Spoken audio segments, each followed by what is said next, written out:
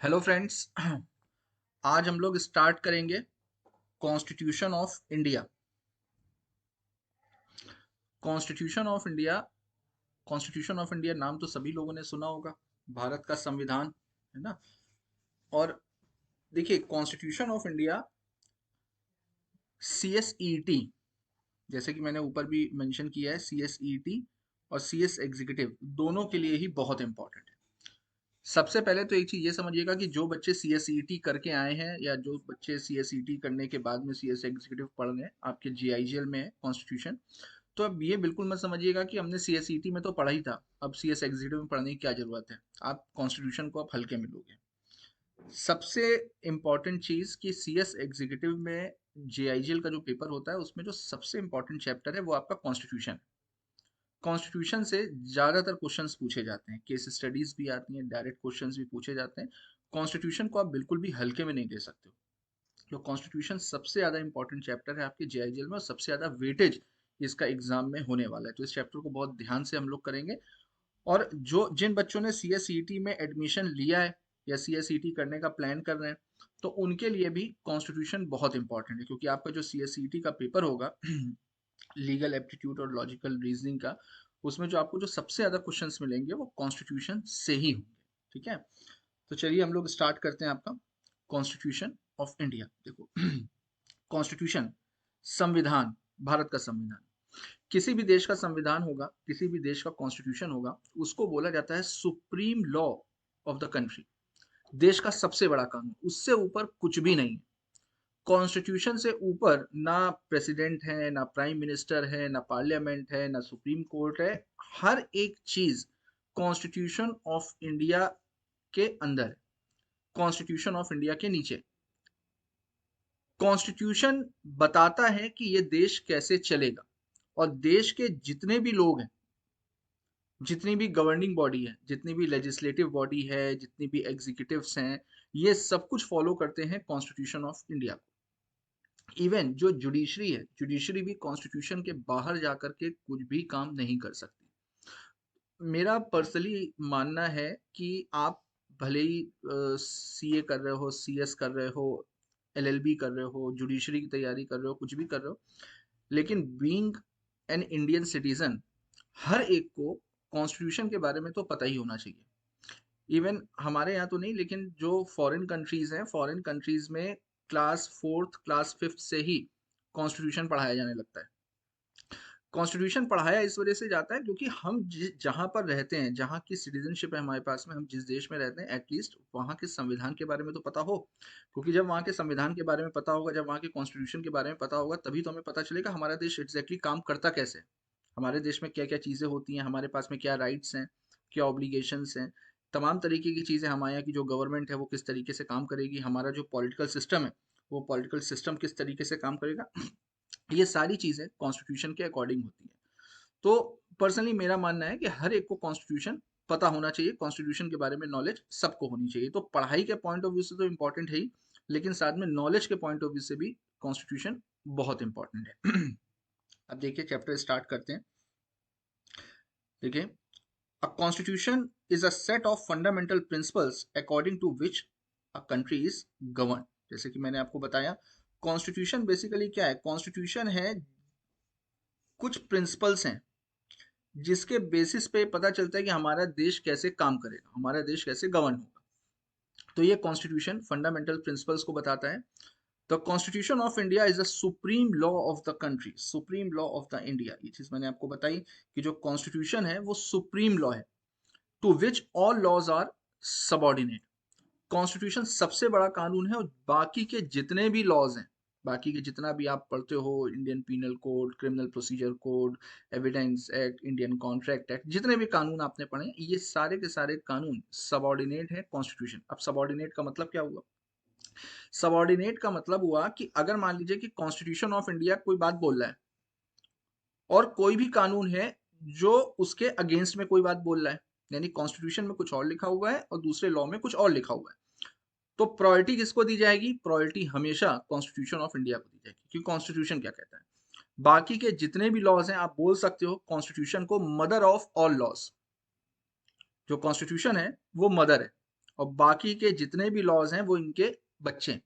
हमेशा प्रायोरिटी दी जाएगी, सुप्रीम माना जाएगा कॉन्स्टिट्यूशन को। देखिए, it lays down the framework defining fundamental and political principles, establishes the structure, procedure, power, and duties of government institution, and sets out fundamental rights, directive principles, and the duties of citizen. तो जैसा कि मैंने बताया, देश चलेगा कैसे, देश काम कैसे करेगा, यहाँ की गवर्नमेंट कैसे काम करेगी, यहाँ का पॉलिटिकल स्ट्रक्चर कैसे काम करेगा, यहाँ का पॉलिटिकल स्ट्रक्चर होगा क्या, लेजिस्लेटिव बॉडी किस तरीके से काम करेगी, हमारे पास यानी कि सिटीजन्स के पास में कितने तरीके के फंडामेंटल राइट्स हैं, डायरेक्टिव प्रिंसिपल्स क्या होते हैं, सिटीजन्स की ड्यूटीज क्या होती हैं, ये सारी की सारी चीजें कॉन्स्टिट्यूशन ऑफ इंडिया डिफाइन करता है।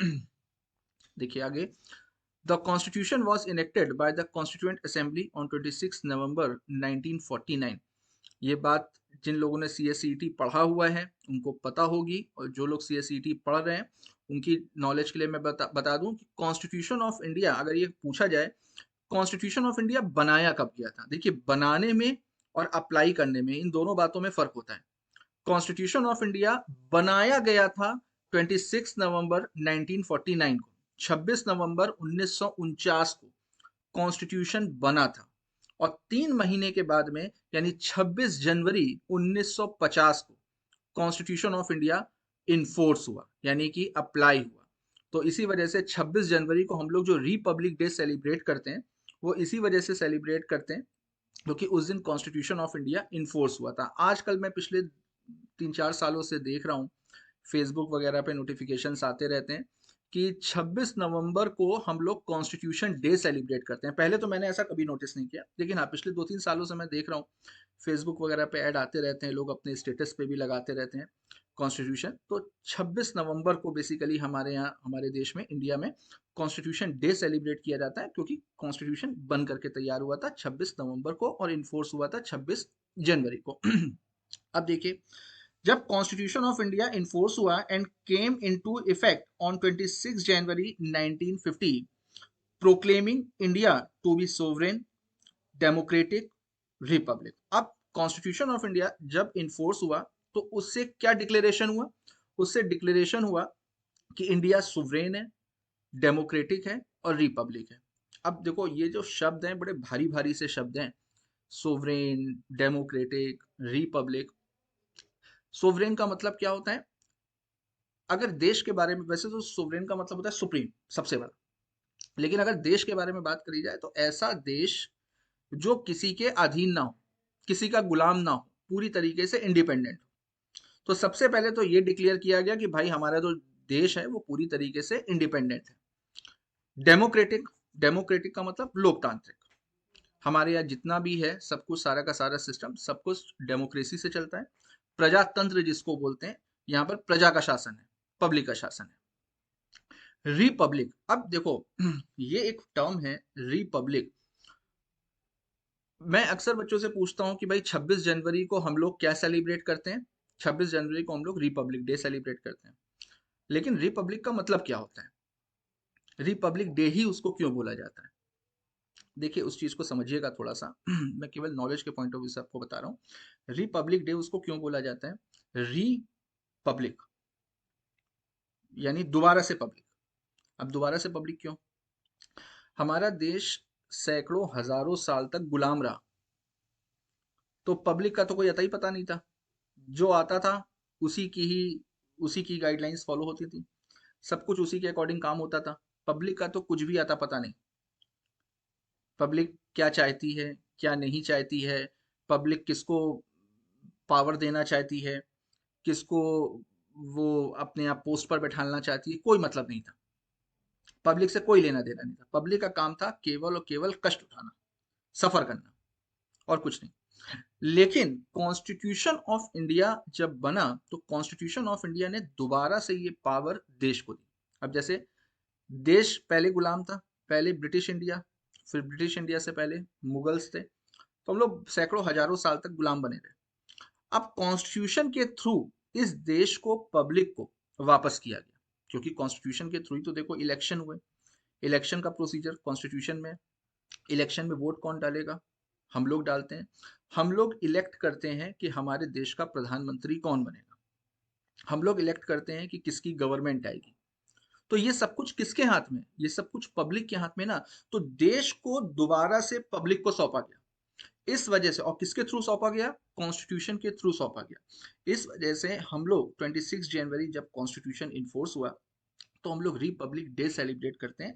यानी पब्लिक के पास ये जो पावर है ये दोबारा आई थी 26 जनवरी 1950 को। देखिए, founding principles of law of the land which would govern India alter its independence from British rule. यानी पहले अंग्रेजों का शासन था, ब्रिटिश रूल था, तो ब्रिटिश रूल से ये पावर को ले करके पब्लिक को दिया गया। पब्लिक के पास में दोबारा से पावर है, पब्लिक को दोबारा से सबसे ऊपर रखा गया। आज की तारीख में पब्लिक सर्वे सर्वा है। पब्लिक चाहे तो किसी की भी गवर्नमेंट बना सकती है, किसी की भी गवर्नमेंट गिरा सकती है, तो सबसे ऊपर पब्लिक है। तो ये पावर मिली कहाँ से, कॉन्स्टिट्यूशन से मिली है। इस वजह से 26 जनवरी को हम लोग रिपब्लिक डे सेलिब्रेट करते हैं। आगे आते हैं, देखते हैं preamble of constitution of India and it's purpose. ये बहुत इंपॉर्टेंट है, इसको मोस्ट इंपॉर्टेंट मार्क करिएगा एग्जाम के पॉइंट ऑफ व्यू से। प्रेम्बल ऑफ कॉन्स्टिट्यूशन, अब देखिए प्रेम्बल का मतलब क्या होता है। प्रेम्बल का मतलब होता है इंट्रोडक्टरी पार्ट। जब भी कोई लॉ लिखा जाता है, जब भी कोई कानून लिखा जाता है, तो ऑलमोस्ट हर कानून में सबसे पहले प्रेम्बल लिखा जाता है।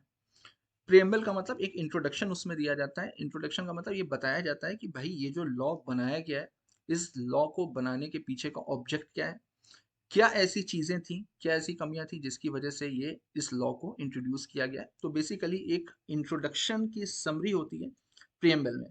आपको किसी भी लॉ का जब आप प्रियम्बल पढ़ोगे तो प्रियम्बल पढ़ने के बाद में आपको ये चीज समझ में आ जाएगी कि इस लॉ को बनाने के पीछे का ऑब्जेक्ट क्या है।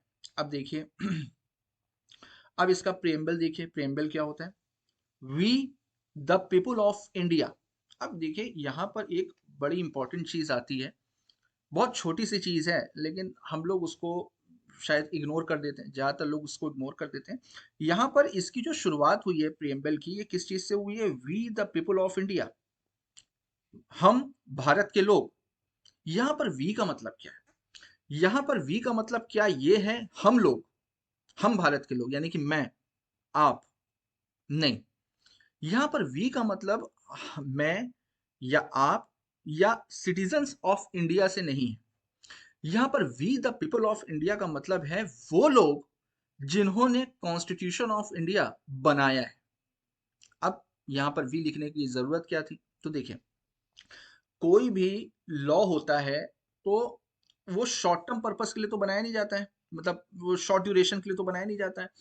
लॉ हमेशा बहुत पुराने पुराने से होते हैं, बहुत आगे की सोच करके बनाए जाते हैं कि ये लॉ को बनाने के बाद में ये हमेशा चलता रहे, अनलेस एंड अनटिल कोई बहुत बड़े चेंजेस ना हो हमारी सोसाइटी में, वो लॉ चलता रहे। जैसे इंडियन कॉन्ट्रैक्ट एक्ट है, तो इंडियन कॉन्ट्रैक्ट एक्ट 1872 1872 में बनाया गया, और ये क्या चल रहा है 2024, अभी तक हम लोग उसको फॉलो कर रहे हैं। रजिस्ट्रेशन एक्ट 1908 1908 में बनाया गया, ये चल रहा है 2024, अभी भी हम लोग फॉलो कर रहे हैं।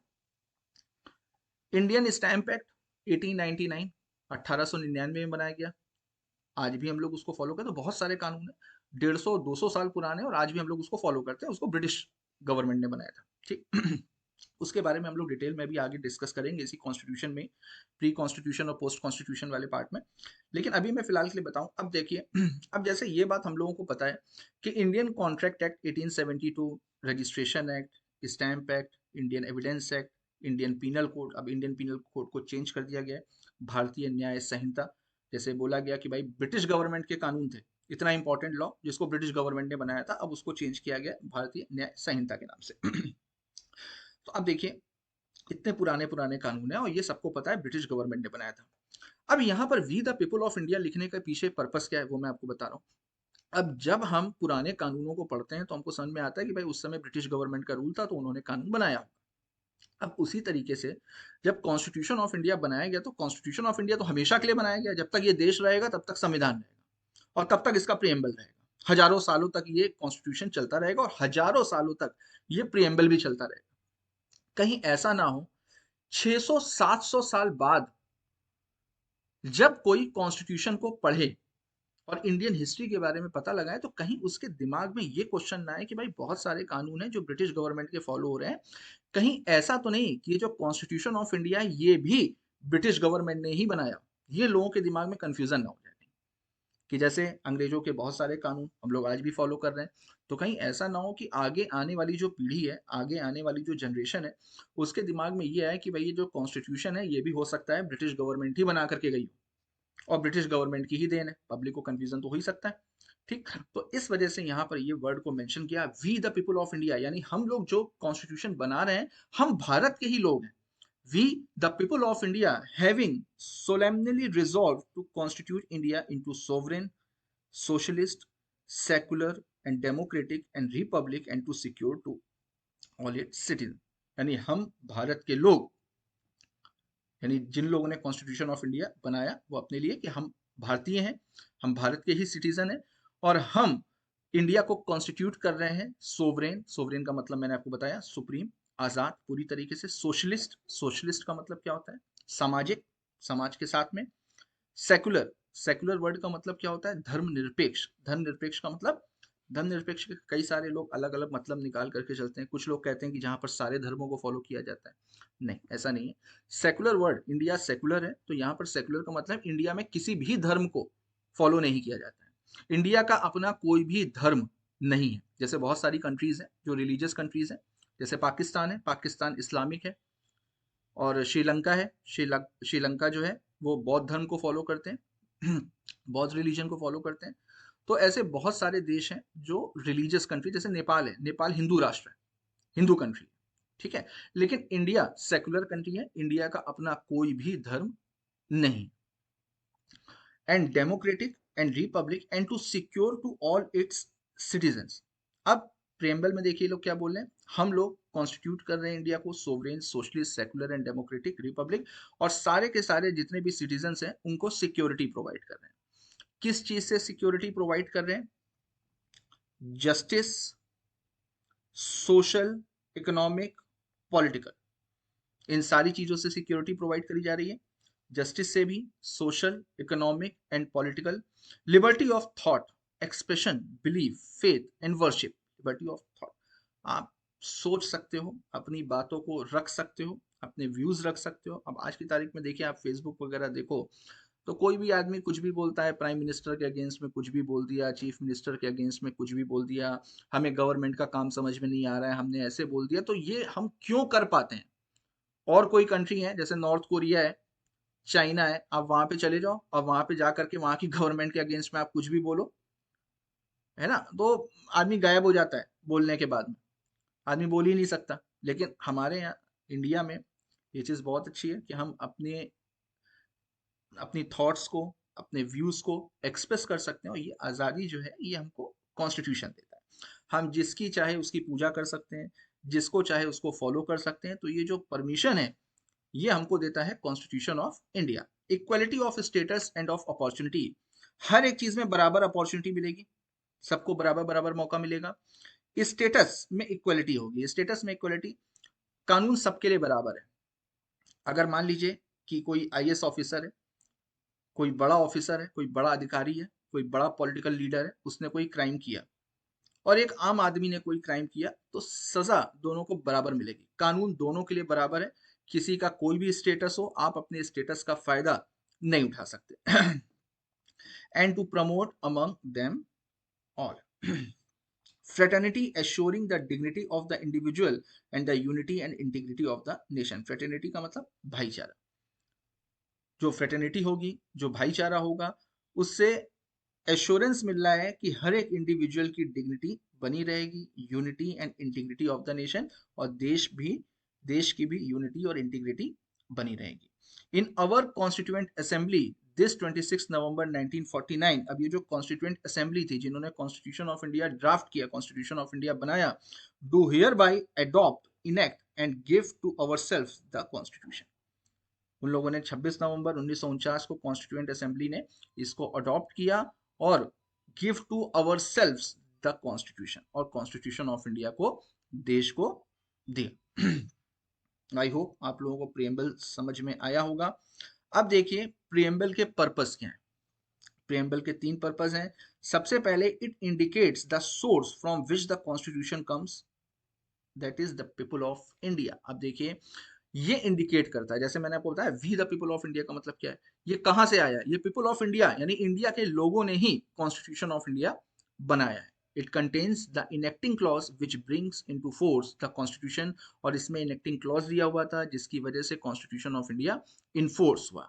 It declares the great rights and freedoms which the people of India intended to secure to all the citizens and the basic type of government and polity which were to be established। और basically ये declare करता है freedoms को, rights को, fundamental right जैसे दिए गए, और यहाँ के जितने भी सिटीजन्स हैं उनको सिक्योर करता है। यहाँ का गवर्नमेंट सिस्टम कैसा होगा, यहाँ का पॉलिटिकल सिस्टम कैसा होगा, ये सब कुछ कॉन्स्टिट्यूशन ऑफ इंडिया बनाता है। और यही प्रियम्बल का पर्पस है। प्रियम्बल से ये पता चलता है कि कॉन्स्टिट्यूशन आया कहाँ से, पीपल ऑफ इंडिया से आया। प्रियम्बल में कॉन्स्टिट्यूशन में क्लॉज दिया हुआ है जिससे कॉन्स्टिट्यूशन ऑफ इंडिया इन्फोर्स होता है। दूसरा, प्रियम्बल से ये भी पता चलता है कि यहाँ के जितने भी सिटीजन्स हैं उनको सिक्योर किया जा रहा है, उनको राइट्स दिए जा रहे हैं, और ये कॉन्स्टिट्यूशन बेसिकली पॉलिटिकल सिस्टम और गवर्नमेंट सिस्टम को डिफाइन करता है। तो ये था आपका प्रियम्बल ऑफ कॉन्स्टिट्यूशन। चलिए, आज की क्लास के लिए हम लोग इतना ही रखेंगे प्रियम्बल। नेक्स्ट क्लास में हम लोग इसके फीचर्स को